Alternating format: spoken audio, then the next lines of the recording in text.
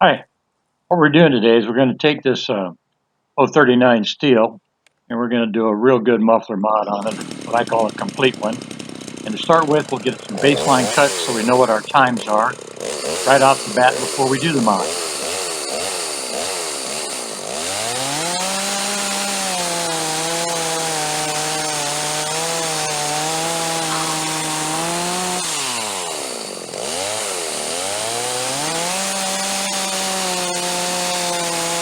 That's O cut that you're watching right now. You can tell the saw's in pretty decent shape the way it is. It's already had one muffler mod. We'll get into the rest of that a little more.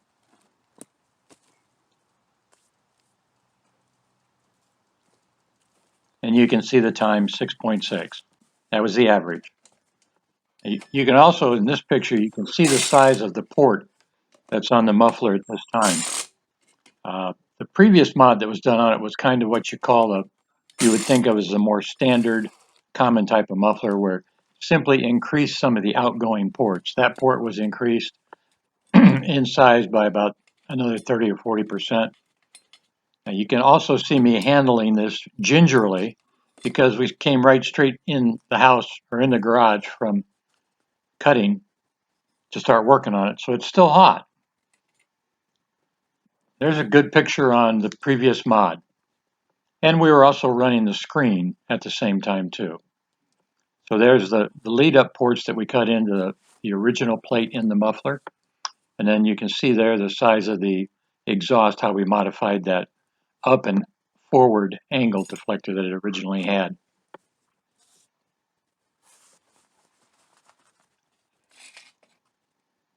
Now you can see all the guts that are in it right now. What we're going to do in this modification, the reason I call it a complete one is, we're not just going to affect how the air gets out, we're going to affect what goes on with the air while it's inside the muffler. We're going to get rid of all that crap you were just looking at. Excuse me.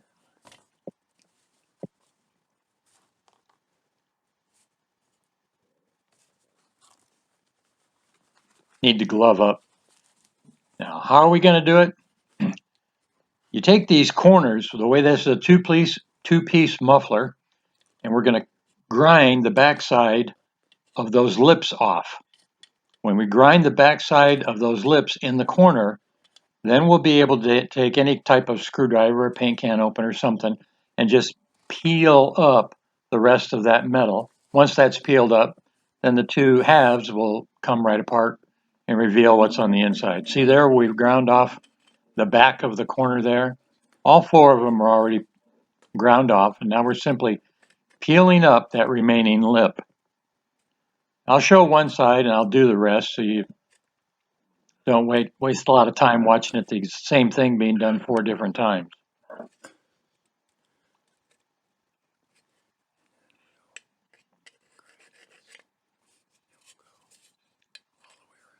We're going to do it the rest of the way around. And then once that's all done, we're going to pop it open. There you go.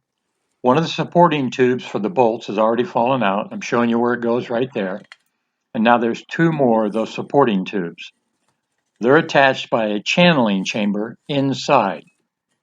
Now, we're going to keep the tubes because they keep the muffler from over crushing when you tighten down your bolts.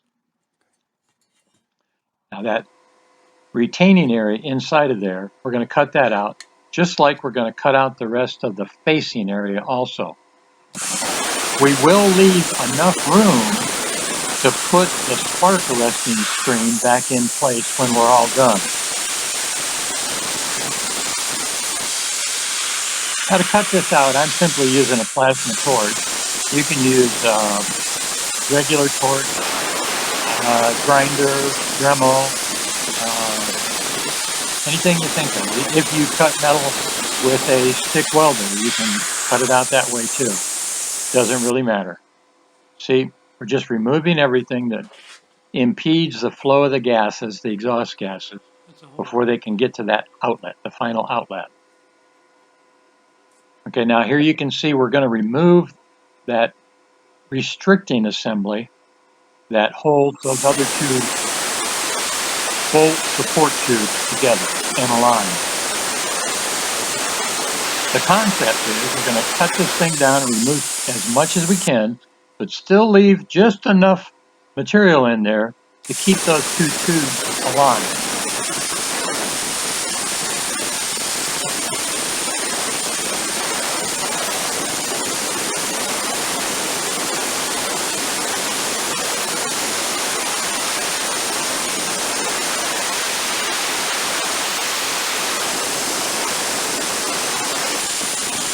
Now this is what I call just the rough cutting. Once I finish the rough cutting, then I'll go back in with the torch and do some finish up points.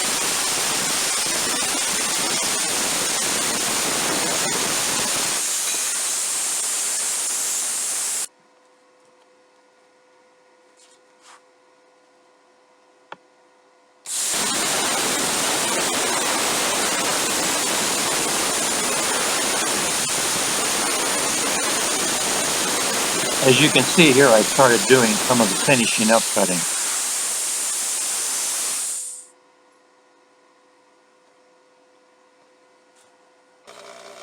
Now we're going to go ahead and you notice there was some extra slag, and so we're just going to knock that extra slag off. Anything that could come loose internally.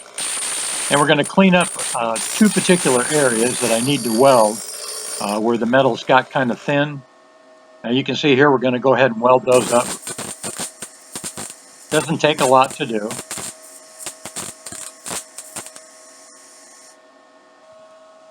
Now we've put everything back in place. Everything's aligned, and all I'm doing, we've tack welded the corners, and I'm simply peening over that extra flange material to seal up the muffler again, that's all. And once again, we're just doing one side so you don't have to watch the same thing being done on all four sides.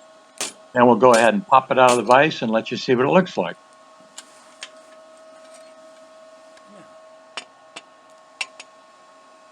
See how nice and open that is? All that restrictive stuff is gone. And this is what the final product looks like. And the only thing you didn't get to see because I lost it was how I built that face piece, the exhaust piece that went on it. And I'll show a real good picture of that.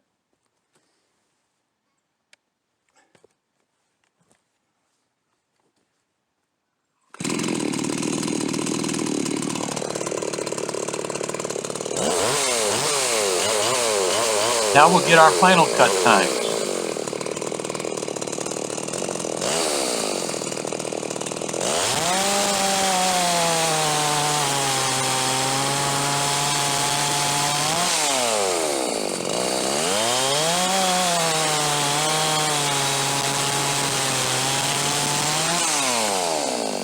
I realized I was cutting into that second log, so I'm going to go ahead and move the top one that I was cutting. At least that's what I thought. They're frozen. All this wood is frozen and I didn't realize it. So I guess that makes the task even tougher, but still going to get done. Now I'll try and do two cuts without getting the tip of the bar down inside the other log.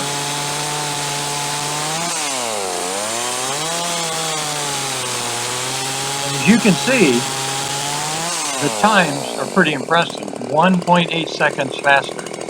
That's a 27% speed increase. So, not to mention how much warmer that engine is running now, simply because that gas can go the way it needs to go.